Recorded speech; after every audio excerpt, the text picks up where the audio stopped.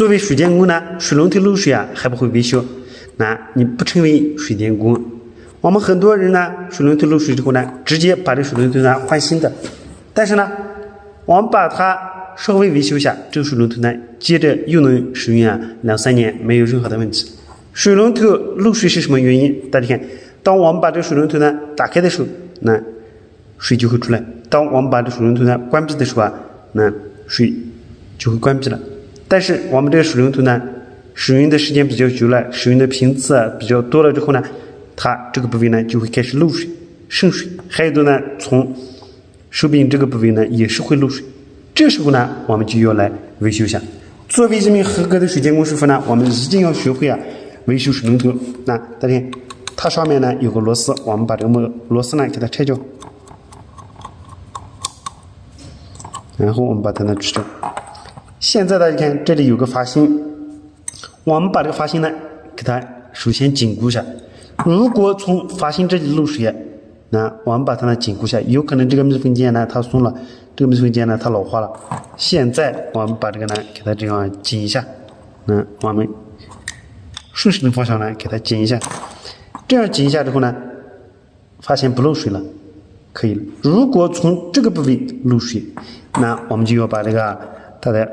阀芯呢给它拆卸下来。那我们反方向来拧的时候呢，这个阀芯呢就被拆卸下来了。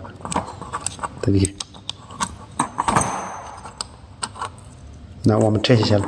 拆卸下来之后呢，它上面有2个密封垫，那这里有一个密封垫，这里呢有一个密封件。一般呢，水龙头从水嘴里面漏水，就是这个密封件呢它损坏了，我们把这个密封件呢给它更换一下。这个密封件有可能变薄了，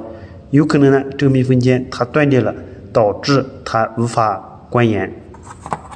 大家看，那现在我们把这个密封件拆下来，拆下来之后呢，我们从其他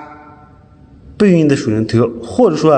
废旧的水龙头上呢，我们只需要拆上一个这样的密封件，然后给它装到这个水龙头上就可以了。那新水龙头它的密封件比较厚，用的时间久了之后呢，这个它就变薄老化了，我们把这个密封件呢给它更换一下。那还有大家看，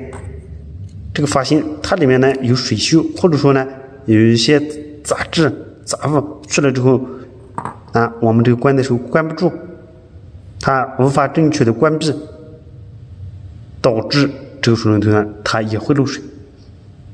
第二个方面，我们把这个密封件呢给它更换一下。这个密封件更换一下之后呢，我们再把它呢这样安装上，安装上之后呢，那我们的这个水龙头呢它就会非常好用，再也不会漏水了。最后我们把这个水龙头呢给它这样装上就可以了。这就是水龙头漏水之后我们维修的方法。